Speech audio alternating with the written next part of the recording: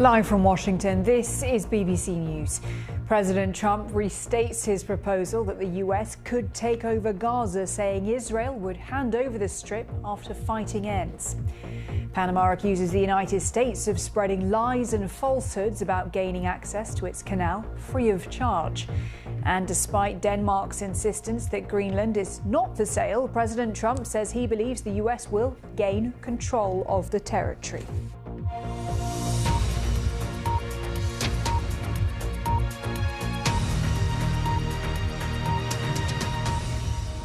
I'm Helena Humphrey. Good to have you with us. This week, Donald Trump's latest proposal that the US take control of Gaza, move its people elsewhere and turn it into the Riviera of the Middle East has sparked global criticism. But it isn't the first time that the president has floated bold territorial ambitions since returning to the White House, from demanding that Denmark sell Greenland to the United States to threatening to reclaim the Panama Canal, to even suggesting that Canada should become America's 51st state. President Trump's vision seems to stretch beyond his America First agenda, with critics calling it something far more expansionist, while others suggest that it is a calculated negotiation tactic, another way of exerting leverage on the global stage. Tonight, in this special programme, we'll break it all down. Well, we begin with the Middle East, and on Tuesday, President Trump shocked the world when he suggested that the United States could take over Gaza and resettle its Palestinian population in the process. The U.S. will take over the Gaza Strip, and we will do a job with it, too. We'll own it. Well, at that press conference, President Trump suggested that the displacement of Palestinians would be permanent. This drew condemnation from the United Nations, human rights groups, as well as world leaders. And in the days after, the president's officials said that any displacement would be temporary. Well, Donald Trump then repeated elements of his proposal on Thursday, saying that Gaza would be turned over to the United States by Israel under his plan, and that Palestinians would already have been resettled in far safer and more beautiful communities in the region. Well, Arab countries like Jordan and Egypt resoundingly rejected that idea, repeating their commitment to the two-state solution. That is the creation of a Palestinian state alongside Israel, a goal of US foreign policy in the region for decades. Well, for more on this, I spoke to David Satterfield, who was most recently the US Special Envoy for Middle East humanitarian issues under President Biden. He's also served as US Ambassador to Turkey and Lebanon. President Trump, as you will have heard this week, doubling down on his idea of the United States taking control of Gaza. Do you see any scenario in which this realistically could happen? No, Helen, I do not. The president is quite right to draw attention to the literal hell that is the humanitarian situation, the physical situation in Gaza. It is absolute misery. But the majority of the Palestinians resident in Gaza are not going to leave voluntarily. Whatever desperate character their existence there may have right now, they are not going to give up what they regard as their home, nor, I would assess, is Israel or any other force going to, at gunpoint, deport them. And then the question would come to where? Even if the Palestinians wish to leave, which we can assess they do not, where would they go?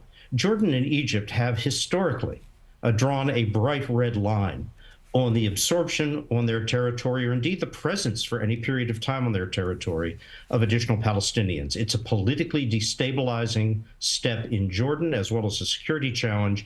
In Egypt, it is a major security challenge. Let me remind, Egypt fought a years-long, bitter and very lethal for Egyptian security forces war in the Sinai to overcome first an al-Qaeda, then an ISIS movement whose origins were in Gaza, the same movement that sprang Hamas. So Egypt is not going to do it. So, Ambassador, if this is a far-fetched scenario, to say the least, as you are suggesting, why is the president making that suggestion on the world stage?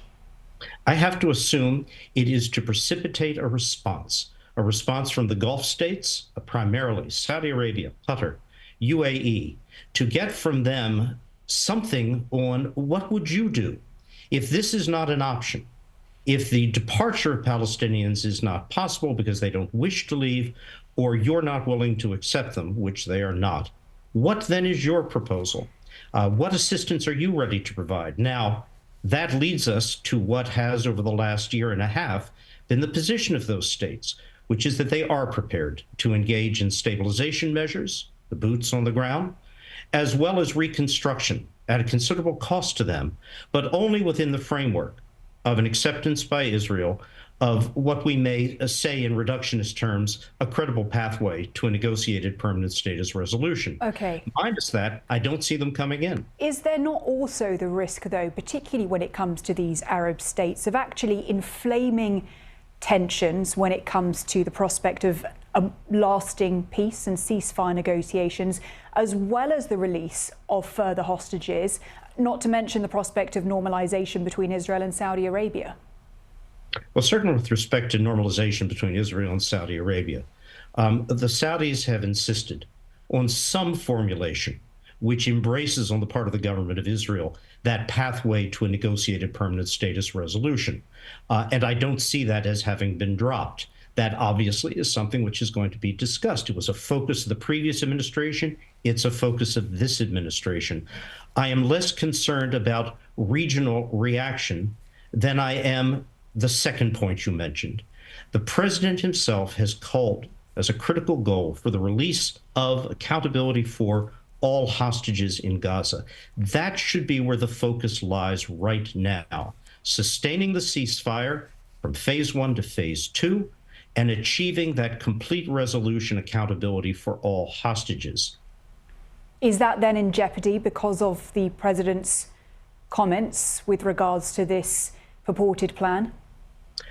Israel is negotiating on this issue right now. The United States at senior levels is also engaged with the Qataris and through the Qataris with Hamas. So no, I don't see a reason at this moment to predict a failure, but it has to be kept as the focus. But briefly, if you don't mind, Ambassador, do you think these are responsible comments to be making on the global stage from the leader of the US? I do not believe that the actual exit of the Palestinian population of Gaza is going to happen as a voluntary measure or as a compelled measure. Well, turning now to Greenland, and its parliament has passed a bill which bans foreign contributions to political parties as a preventative measure against President Trump's agenda to take control of Greenland. Well, Donald Trump first raised interest in the Danish territory during his first presidential term.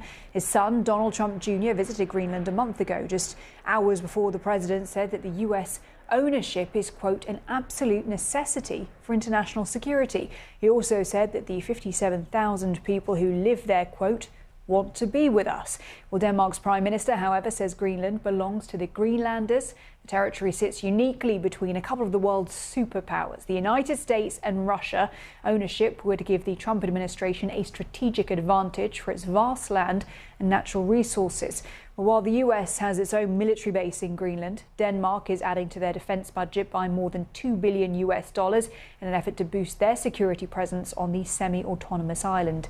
Well, for more on this, I spoke to Carla Sands, the former US ambassador to Denmark in the first Trump administration and vice chair of the Center for Energy and Environment at the America First Policy Institute. So Donald Trump has said that he believes that the US will gain control of Greenland. What do you make of that? Do you think that's the right move? Well, what I think is that although Greenland is part of the Kingdom of Denmark, Denmark has had every opportunity to secure Greenland. I pressed them to give more to their defense, and they had every opportunity to develop Greenland. But Greenland is not developed. There's no road even between two major towns in Greenland. There's zero development. So Denmark's neglected Greenland. They don't have the capacity to defend Greenland in any way. They can't even defend Denmark itself. And in fact, their GDP per capita and their population is much like the state of Colorado in the US. And if you asked Colorado, can you defend Greenland and develop it, Colorado would be unable to. So that's how I think many in the United States, I don't speak for the Trump administration or for AFPI, this is my personal opinion, that Denmark is incapable of defending Greenland. But if you want to talk about defence in all of this and international stability, there is the fact that European countries have already had to hold informal talks on options if the US president moves to seize Greenland, including the prospect of having to send NATO troops there. I mean, the United States is a NATO member. Aren't these kind of comments creating instability within the own defensive alliance to which the United States is also a member, and they're having to face Russia? Well, that's a lot you're asking me to unpack, but I'll say this. Greenland's not part of the EU, and Greenland has no defense. There's, like 30 guys from Denmark up in Greenland. That's it. They have a couple dog sleds, and there's an old Navy cutter there from Denmark. But as a matter of fact, it's going to take much more resources than Denmark has. They say they're putting $2 billion US toward Greenland defense, but it's over multiple years. That's absolutely, preposterous that Denmark could defend Greenland. And as a matter of fact, China has tried to move into Greenland and pull them into their Belt and Road Initiative, which is a debt trap diplomacy. And there are Russian subs all over the place, and that's open source, that the region has become much more lively. When I got to Denmark in 2017, I tried to raise the issue and get assets for the region, and there was really no appetite. But as a matter of fact, seeing that giant GI-UK gap, and that's the seas around Greenland, that's also unsecure. So there are the questions of defence which you are raising, but there's also the question of what people in Greenland, as opposed to Donald Trump or the United States, want. And a poll indicates 85% of Greenlanders do not want their island to become part of the United States. So how can you speak to what people want in Greenland? Well, Greenlanders have told me what they want. What they want is success in their mining. They want successful tourism. They want their children to speak English as their second language, not Chinese. These are what Greenlanders want. They want opportunity and good paying jobs. They don't have what they're looking for today. But in a kind of association with the United States, whatever that deal ends up being between President Trump and the Greenlanders, Greenland will be secure. Greenland, the premier, stated just several weeks ago from the podium, they are going independent. But they have also said, the premier said, that they do not want to be taken over by the United States. And if you talk about security and the fact that Donald Trump has said that he will not rule out using force, how do those two things align? That's the very opposite of their security. Well, as a matter of fact, President Trump looks at the world as it is, not as we wish it were. And the United States needs to be secure as a nation.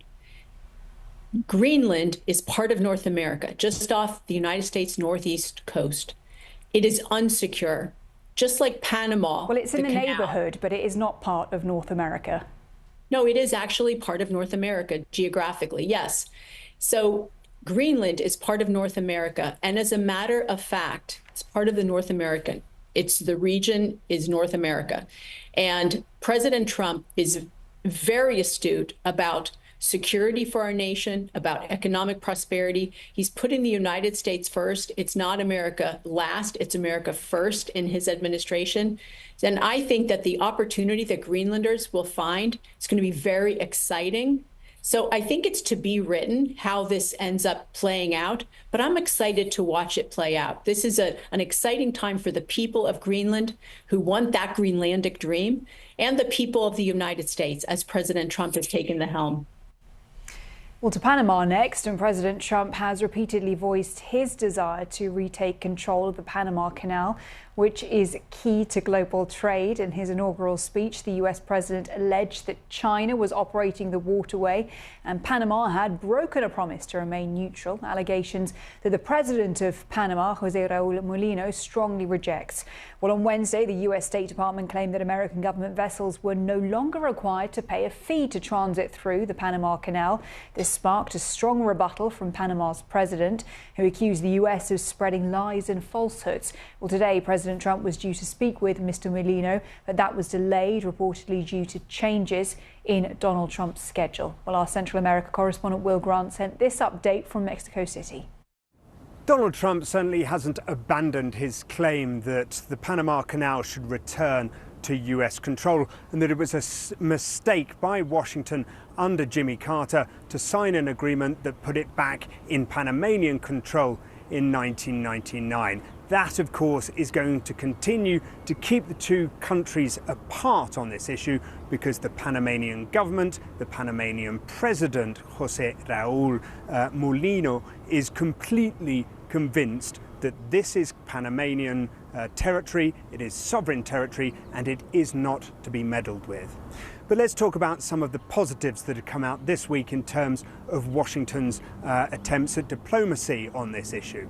First, of course, Secretary of State Marco Rubio's first international trip was to Panama. His trip around the region began there, and he held talks with President Mulino on this issue.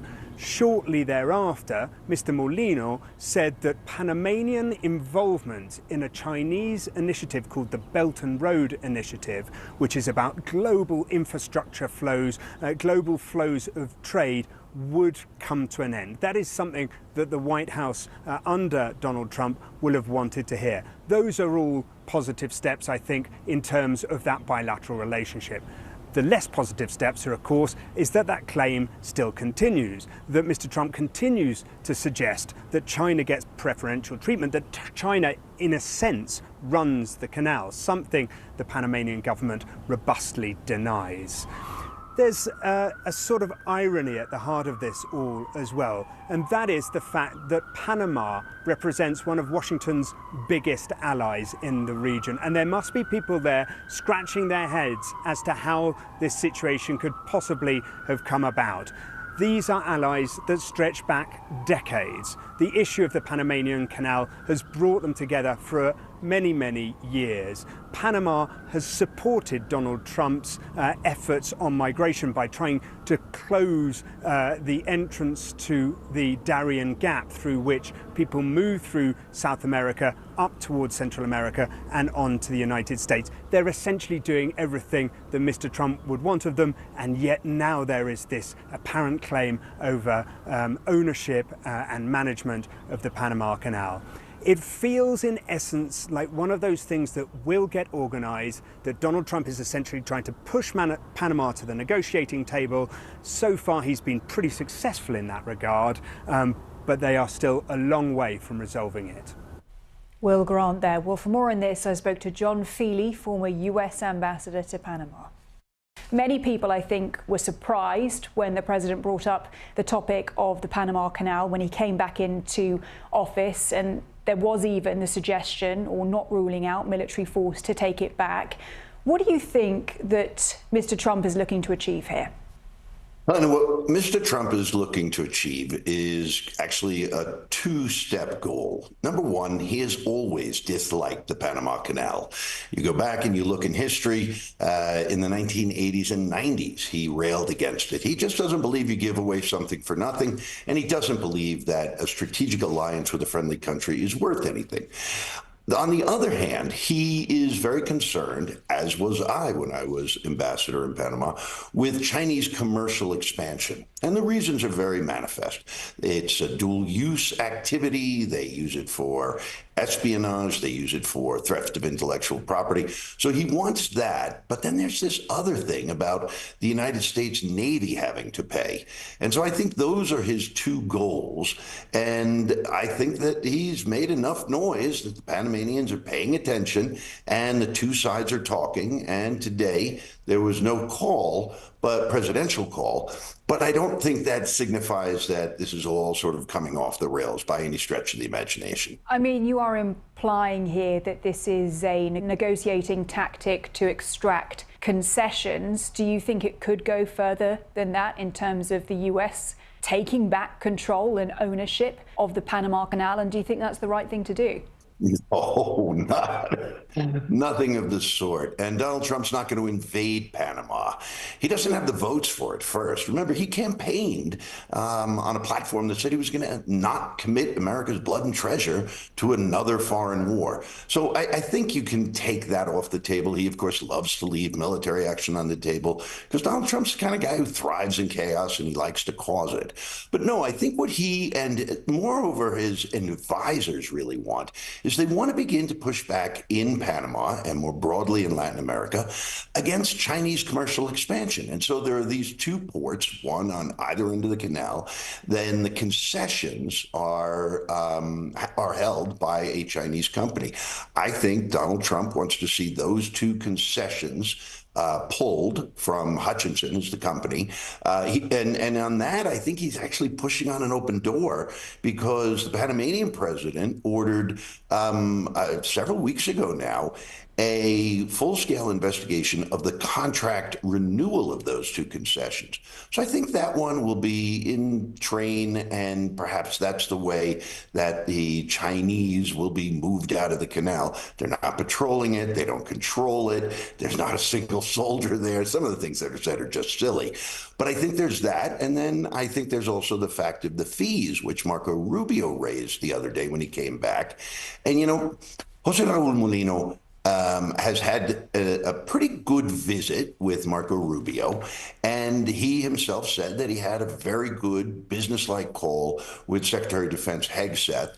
And I think that this is sort of in the right, I'm speculating, obviously, but I think this is sort of in the right channels to be able to resolve. Okay. And there certainly isn't going to be an invasion. Do you think this is the right way, though, to conduct business? You yourself, I understand, left your position during the Trump administration, saying you no longer felt able to serve under Donald Trump's first term. Do you think the president has an even more ambitious foreign policy approach this time around? And do you think it's appropriate? Well, I don't think it's appropriate at all. I ended a career that I loved because I wouldn't serve it in the first administration. I think now he's back and he's sort of supercharged, and he's got a whole bunch of people around him who very clearly believe in this kind of bully pulpit, foreign policy by threat, foreign policy by intimidation. No, I think it's terrible, frankly. I think if anything, if it were other countries, I think it'd push them straight into the arms of the Chinese. In a sense, Donald Trump's very lucky that Panama is a very pro-American country. And President Molino himself, even after the president raised it in his inaugural speech, said, make no mistake about it, we have a relationship with China, but our primary security partner is the United States, as it has been since 1977 when the treaties were signed, and then in 1999 when the canal was turned over. It's a relationship that works. And if I were to speculate, I would say that Rubio and Hegseth and maybe Mike Waltz, the national security advisor, have kind of gotten to the president and said, hey, look, tone it down a little bit here. I know you have to say this. You got to play to your crowd, but we can work this one out. Well, as we've discussed, President Trump's busy agenda on foreign policy is facing quite the pushback from world leaders, including longtime US allies, in response to President Trump's plan to resettle people out of Gaza. British Prime Minister Sir Keir Starmer said Palestinians must be allowed to return home. Humanitarian agencies have warned against the idea, with UN Secretary General Antonio Guterres cautioning against ethnic cleansing. Well, both Panama and China's foreign ministry rejected President Trump's comments, accusing China of controlling the Panama Canal, and Beijing is now accusing the United States of pressuring Panama to withdraw from its infrastructure project called the Belt and Road Initiative. And NATO, France and Germany have rallied behind Denmark in President Trump's pursuit of Greenland. Both Greenland and the Danish Prime Minister say that the Arctic island is not for sale. Well, for more analysis, I spoke to Elise Labert, Edward Amaro, Press Fellow at the Council on Foreign Relations and co-host of Cosmopolitics on Substack. So President Trump, when we look at this and we look at his rise through the election, I mean, he came back to the White House saying things like no boots on the ground, we're not getting involved in foreign wars. And then you've got his critics right now accusing him of something akin to a return to 19th century imperialism. So how do you see this fitting into his broader foreign policy approach? Well, I mean, first of all, I think it's true that he's juggling many constituencies, right? And we were hearing not only does he have this kind of MAGA crowd, but he's also trying to now lean into more of the conservative Republican crowd and the neocons as well. But, you know, look, Helena, I think really a lot of these are, you know, when he says that he would use military to, you know, annex Greenland or to reseize the Panama Canal or to, you know, wouldn't rule out putting boots on the ground in Gaza. I think that's just kind of, rhetoric. I think he's trying to stir the pot, and, he loves to have people talking about him in this way, gets all the attention. But at the end of the day, again, he did campaign on not putting, any U.S. troops on the ground, ending what they called forever wars. And I think it's just really a way of trying to open up negotiations. Is it reckless? Yes. Is it, a little bit out of the ordinary? Absolutely. But, a lot of times people think that it does do a little bit of good, and he does push those conversations forward. Well, for more on all of this and the latest from the White House this week, of course, you can always go to our website or BBC News app. This article running through 16 things President Trump and his team did this week, including everything we've been discussing, as well as the latest on tariffs, the president's plans for USAID, withdrawing from UN institutions, as well as much more. You're watching BBC News. I'm Helena Humphrey in Washington, D.C. I'll have more news for you at the top of the hour, so join me then if you can. I'll see you then.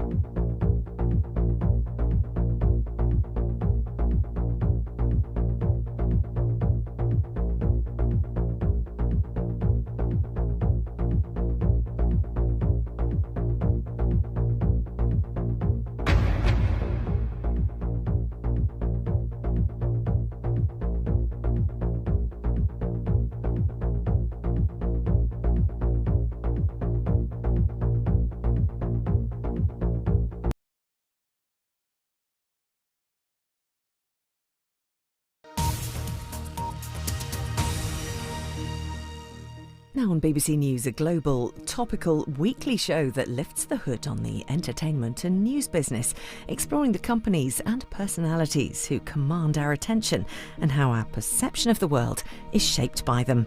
The Media Show. Hello, I'm Ros Atkins. And I'm Katie Razzle. This week on The Media Show, how do you future-proof the news business? We'll talk to a number of senior industry leaders about how they're trying to get the attention of Gen Z.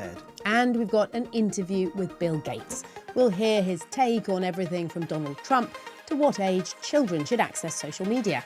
That's coming up on The Media Show.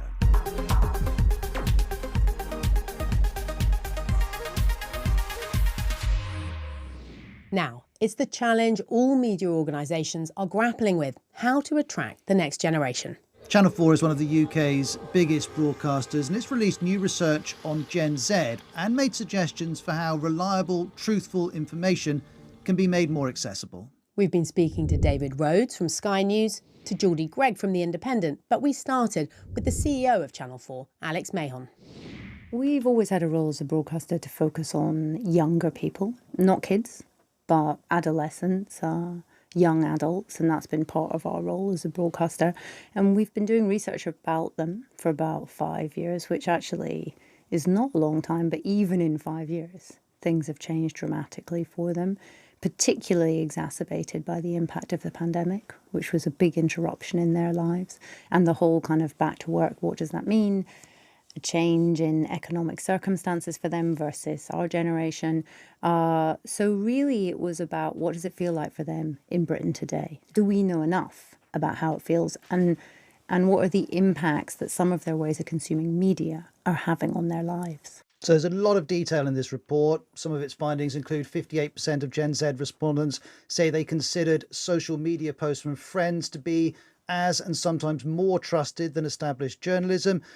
We saw that they were much more likely to trust influencers than older generations maybe, and 52%, and this generated a lot of headlines, said they thought the UK would be better off if a strong leader was in charge who does not have to bother with Parliament and elections. And Alex, that last one did raise eyebrows and headlines, but I suppose more widely, should we be surprised by some of these findings? I suppose every generation faces technological disruptions, and you said yourself, young people have never been particularly high consumers of serious news. I think we should be surprised and concerned about the impacts it's having. So if we just think the average British person is watching 5 hours of video a day, but for Gen Z in the UK, about 64% of that consumption is on a TikTok or Meta platforms or YouTube. So it's a really different skew in terms of where they're getting their information from. They're hyper-connected, and they have been their whole lives. They're getting hundreds of alerts a day, so they're really used to that. They're really used to being able to search out and seek all available information. However, there aren't simple ways to differentiate fact from fiction. And one of the impacts of that is that the concept of trust, as we would know it, vertical hierarchical trust, is collapsing. The definition of what truth is quite hard for them to grapple with. And it's having impacts on society. And that's where I think we should be concerned.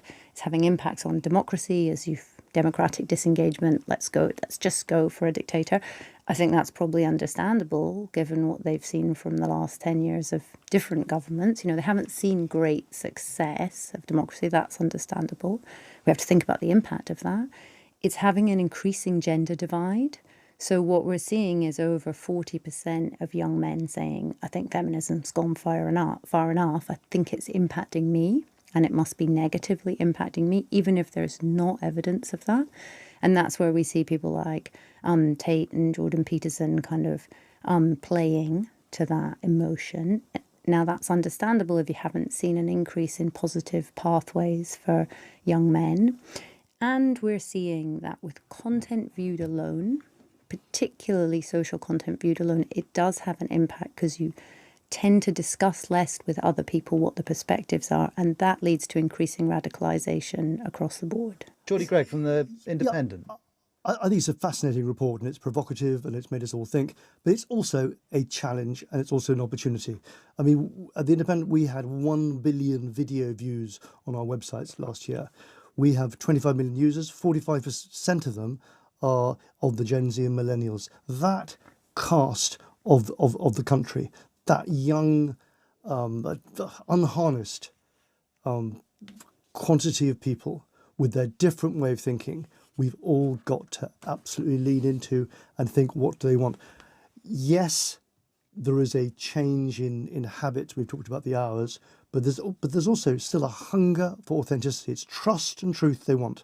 And what are the complicated topics they've looked at? We look at gender, sexuality, politics, views, news, reassurance, mental health, all these things. We have found since The Independent, we became a wider media company. We bought BuzzFeed and we bought HuffPost.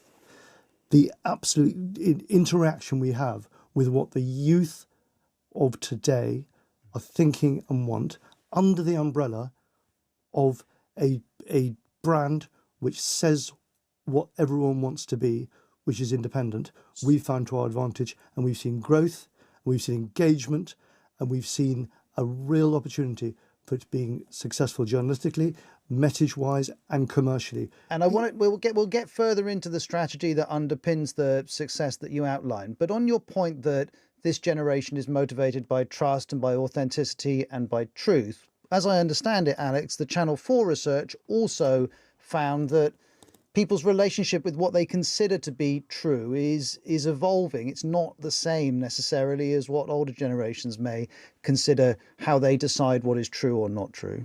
So I think the big difference is, and I completely agree with Geordie, that there are very many smart, information-hungry young people who want to find out more. That's why we see long podcasts engaging people. That's why we see people reading conspiracy theories more than they ever have before. But we also find that having grown up in an information-saturated environment, young people have what we would call a flattening of trust in sources. So whereas older people would rank the BBC or a newspaper differently to how they might rank an advertiser post or what friends posted on social, younger people trust those things more alike to each other. So there's less differentiation of what a truly trusted source is. So that's the research. Now let's get into what you're suggesting maybe could be a response to it. And Geordie and David, we would like to hear your perspectives on Alex's ideas. The first point that you made was around prominence. The idea that if in the traditional TV world, public service media is given advantage by the prominence it gets on electronic programming guides and so on, you're looking for a digital equivalent. Just help us understand what that would mean in practice. So first of all, I think Britain is in a really good place. I know that's a rare thing to say, but we have strong regulation here. We have Ofcom, we have a government who's done a lot with things like the Online Harms Bill. So we're in a different situation to other countries, and we have very strong public service media here and newspapers. So that's important to bear in mind when you think of these things. But I'm saying that, with the television, which was the other big technical intervention, we put lots of controls on it. We put public service channels in first position. We made them put news on at a certain time. We made sure that there was a healthy diet. We've done nothing like that with the phone. So I'm saying, well, why don't you consider trusted news, giving it some algorithmic prominence so it's easy for people to find. People don't want to watch it. That's a different thing. But let's make it really easy for them to find and make sure it's in the feed. David Rhodes, you are American. You've had your career primarily in the American media market. Does the idea of the kind of intervention that Alex advocates, algorithmic prominence, helping certain types of content get higher prominence than others, is it something that sits easily with you? I think there has been a discussion in our industry, and now we're having that industry discussion at the table about should we invite government in to try to provide a regulatory prescription for some of the trends that are in the work that... Can I be blunt? We've got to keep government out of You can be blunt, but I'd also like to hear the end of David's question. Well, look, I think that there's two reasons no. One, it is absolutely the case, and it's part of our Sky News 2030 plan, that never have people watched more video, just never has a lower percentage of that video viewing been to linear television. And that's a industry situation that we need to address by what we do in our business. And we need to go and get after that. I think, though, inviting in government, which as news organizations we are supposed to be skeptical of, and asking them to sort of resolve this issue for us creates some unintended consequences. And I think there's also a confirmation bias problem of if we try to attach some seal of approval to the things that we do. How do we decide, if we were to follow your plan through, who is deserving of the prominence that you're advocating for? I think the question for me is what is professionally produced by people who have a street address that you can look up, who are regulated in some way, right? What's the expansion of that past public service broadcasting? I would consider that newspapers and other broadcasters are in that too. They are regulated by Ofcom. And if you think as simplistically as before Twitter was what it is now, there was a blue tick system. Everyone recognised that. My kids recognised that. Your kids recognised that. It was simple. So create a system like that you've got a mark that this is from a legitimate, trusted, finable, regulatable organisation, and then ensure that that's in the feed. Then people can read it or not. It's totally up to them. But give the public an easy way to find out what's fact versus what's fiction. I mean, look, it's Katie's, it's Roz's jobs to ask the questions here, but I kind of want to ask one because I think, Alex, and one of the most compelling things in your survey, and you just mentioned it, is the degree to which this audience cohort trusts as much an advertiser-led or influencer opinion as it does what we might call elite opinion or establishment opinion. Here's what I think is the unintended consequence. If that's the trust environment, if that's how they feel about trust, is the government entering in the way that we've just discussed and saying, right, these ones over here, we don't want you to, we're not going to give those as much prominence. Isn't that going to have a consequence of them just thinking, well, you're just keeping things from me that I want? I don't think you want government to determine who's a valid source or not. We don't want to spend our time having news forced upon us by the government. But you do want to think about how regulation works with it. And clearly I'm not suggesting that you could buy a blue tick. But I do think we have to recognise that for the audience, particularly for a younger audience, trust in institutions is collapsing. From the Edelman Trust Barometer, trust in the media, in government and in business is at a 10-year low. So one has to also take into account that the audience doesn't trust all of these organisations anymore and give them the tools for quality journalism and fact-checked things so they can make up their own minds about what they choose to believe. You can't ignore that that's how the audience feel. Geordie Greig, would you like some sort of stamp which says the independent qualifies? I think the independent's very, very happy with its own independence. Thank you very much. And I think we have shown that trusted quality journalism can grow numbers in traffic, in reputation. NewsGuard gives us the top rating if you want someone to mark our homework who are independent body looking at journalism. The BBC gets quite a nice tick at 92% as well. We stand by our reputation, and I think we've shown that quality journalism can grow. But isn't one of the problems, and there's a lot of research to back this up, that when people consume content on platforms, they'll often primarily associate the content with the platform rather than they will the content creators. They might watch one of David's colleagues' videos and go, I saw a great video on TikTok, not I saw a great video from Sky. And so devices that help people realise where things are coming from might not be unhelpful. It's a fragmented, complicated landscape. Let's not ever think the public is stupid. When they see something with from Sky, who are a big competitor of ours, or from The Independent, that in itself, they know that's been through a process of editing, of choice, of deliberation, and trying to do a projection of what the news is about. And I think there are successes around with this, as we've seen with some of the numbers which come from people hungry for news and clinging to brands which they trust. We also want to talk about what Sky News has got planned, or to be more precise, what David Rhodes has got planned with Sky News. You've got this big new strategy that's been widely reported. For people who haven't seen any of the reporting, what's the plan? Okay, so we talked about we're calling it Sky News 2030. And what it is to be a premium video first newsroom that's really built for a digital future. And there's aspects to all of those. I mean, premium isn't going to sound like an unusual finding for anybody in the business. And I know that listeners of the media show are not confined just to people in the media business. Is premium just another word for content you're going to have to pay for? Well, I think it's content that you can't find anywhere else. Now, content that you can't find anywhere else, you probably are more inclined to pay for than if you could find it anywhere else. But a lot of the dynamics that we're talking about in the information marketplace today mean, And AI especially means that you can no longer just move around bits of information that are already pretty much in the public domain. So some of the old staple food of decades ago, here's like the temperatures that are expected, here's the scores and last night's fixtures, like that kind of thing. We need to, as an industry, I think, and certainly as Sky News, we need to turn out of that as fast as we can, and we need to turn into more of what we do that you can't find anywhere else. And look, some weeks that's our international report, some weeks that's a variety. It's different from week to week. But just to get into the detail here, in terms of the type of content that people listening now might get from Sky News, at the moment they'll primarily look at text articles on your website, or they might turn on your 24-hour news network. In 5 years' time, what is the primary forms of content that your journalists will be offering people listening? Are they paying for all of Sky News, or are you saying you're offering bits that they have to pay for, like Mail Online does, like The Sun's just announced it's doing? There will always be a television aspect to what we do, and there will always be a free aspect to what we do. It's got social importance. It is an important part of our offering. It's an important part of our role in the larger company. There will be paid for experiences, and there'll be experiences that open up new ways of monetization for us that are a little bit less than a direct paid relationship.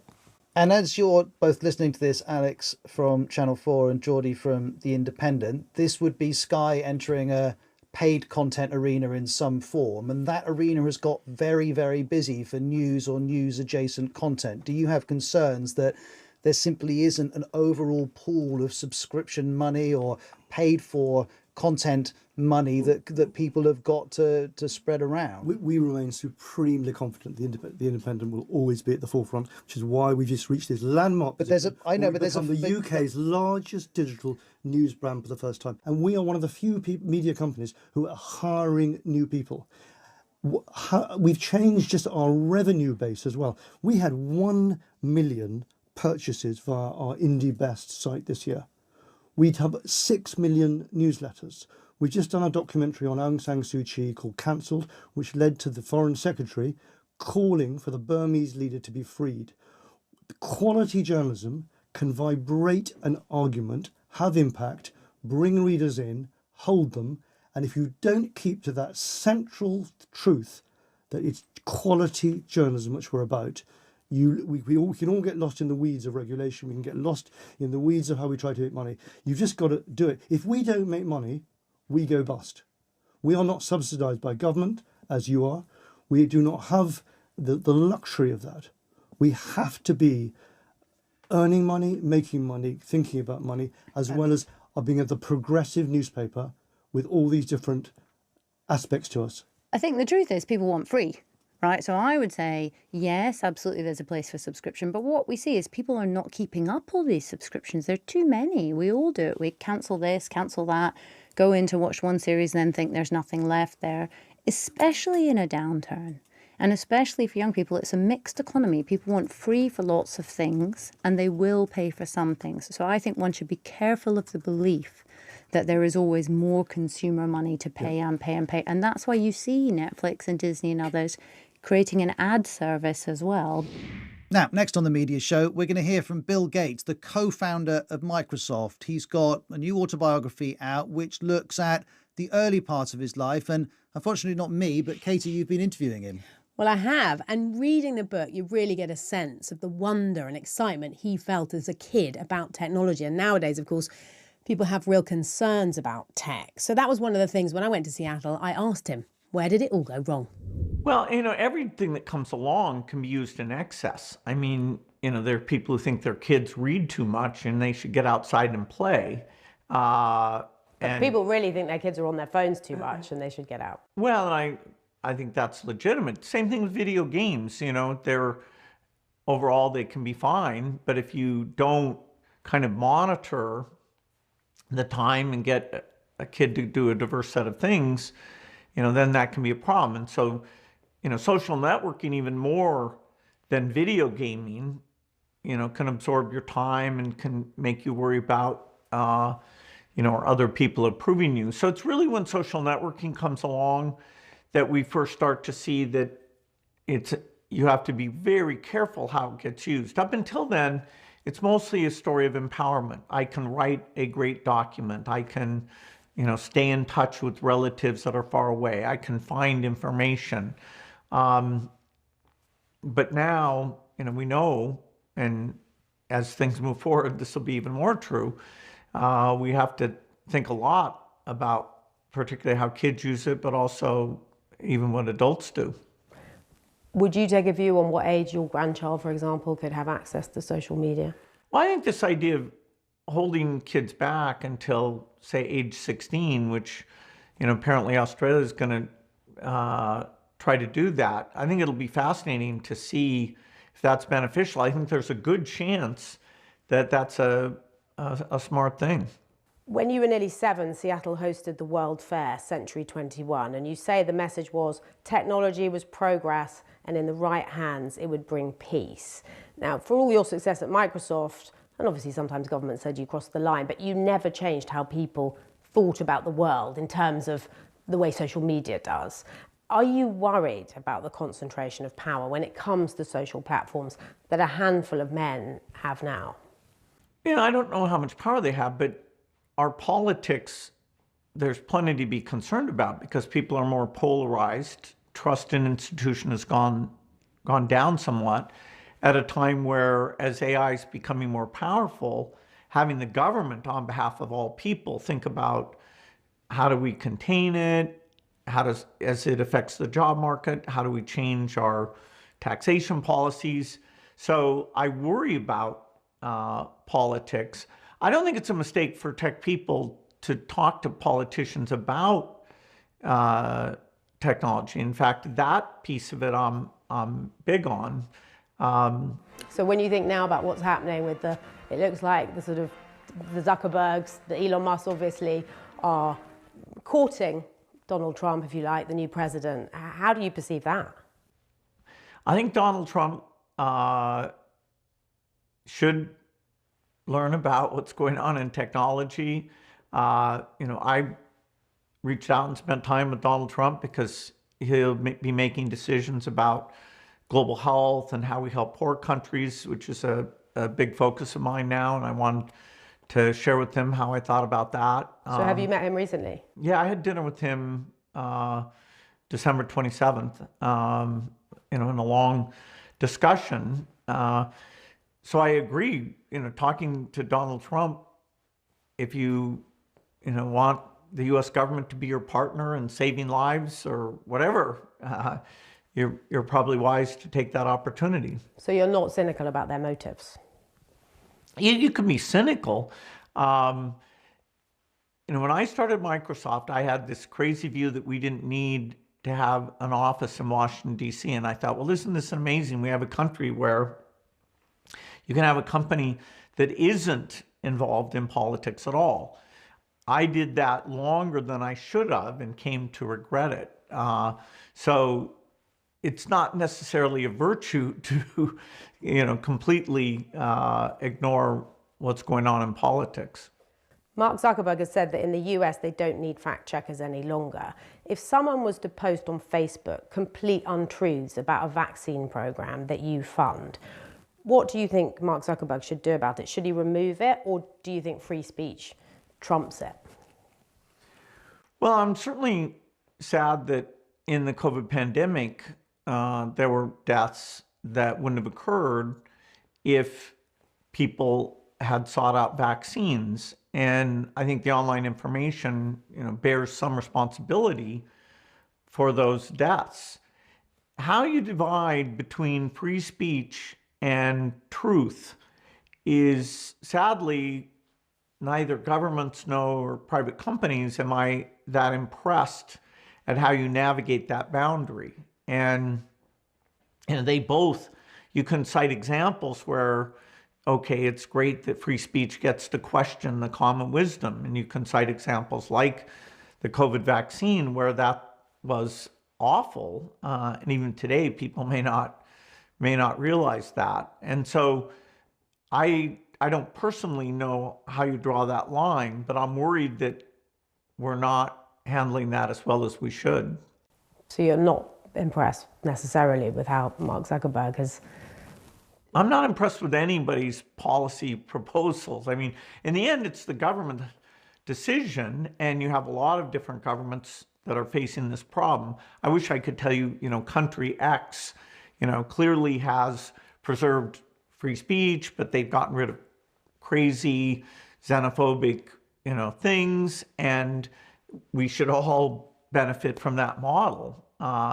And I'd be the first to say that the challenge of those issues are going to be more important and more difficult as the AI capabilities get even better.